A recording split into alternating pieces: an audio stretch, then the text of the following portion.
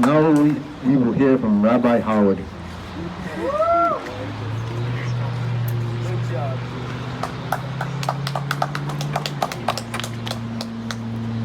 Thanks so much. I just wanted to say thank you to Diamond, and thank you to Joe and to Alicia and to John for telling their stories, telling their powerful stories. And that's what's going to change people. That's what's going to change the world, is when people have a voice and can express it, and people can hear the kind of both physical, moral, and spiritual degradation that this country now stands for, which makes me incredibly sad. When I was 41 years old, my family we were living in Chicago, and I had 3 children, and they were 6, 2, and 3 months. And my wife and I said, after 9/11, things are going to probably go in a very sort of bad direction. We thought maybe we should just get out of Dodge and move to Canada. So we did. And I got a job working as a rabbi in Calgary, in Alberta, in Western Canada. And we crossed the border in just above Fargo, North Dakota. I'd never been in North Dakota, but there we were.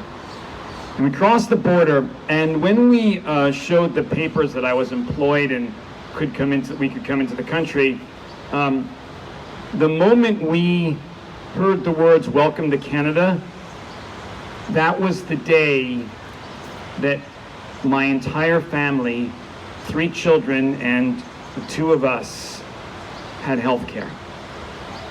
That day. And we lived in Canada, by the way, for 13 years.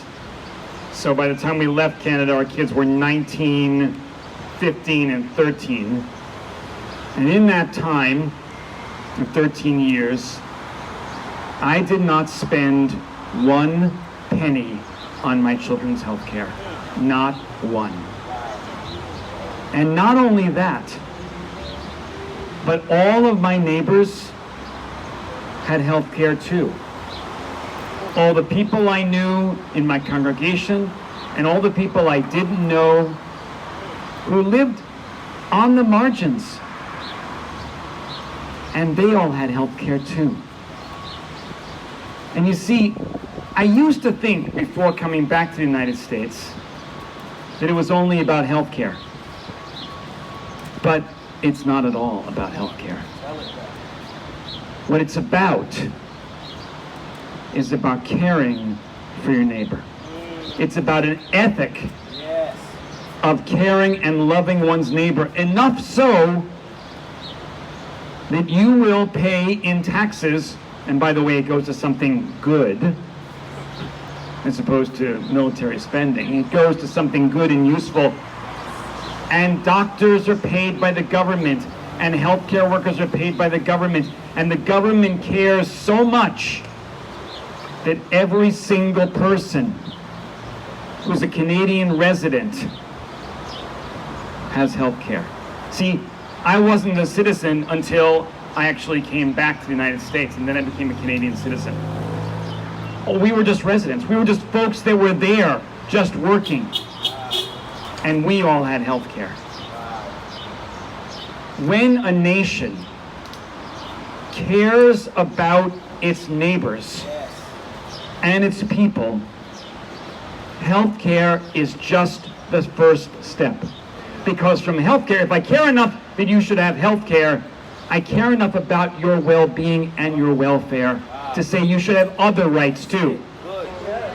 The right to decent housing, the right to decent education, the right to access to courts, the right not to be in solitary confinement where people are treated as if they were refuse and not as human beings. So you see, and I'm sure the Reverend Barber would say it much better than I could ever say it, but the third Reconstruction is not about civil rights. It's about reconstructing our country and our culture. It's about reconstructing our spirit and knowing that if our neighbor doesn't have health care, that is a moral tragedy. So we begin with decent wages, and we begin with decent housing, and we begin with health care, because should people be punished because they get sick? Only in a nation that's struggling, which is not the United States, not economically anyway. We're struggling as a nation morally because our neighbors don't have the same care that we have. So when we are lifting each other up, and as we are lifting each other from the bottom, let's remember, first of all, that as we do so, we don't just lift up people from the bottom, we lift up ourselves because we lift up our moral certainty, our moral center. So today and tomorrow and next week, let's work on reconstructing our own moral center, to care enough for our neighbor that he or she should have everything we have and more. Not because we know them, but because they are gifts from God. Thank you so much. Thank you, Rabbi Howard.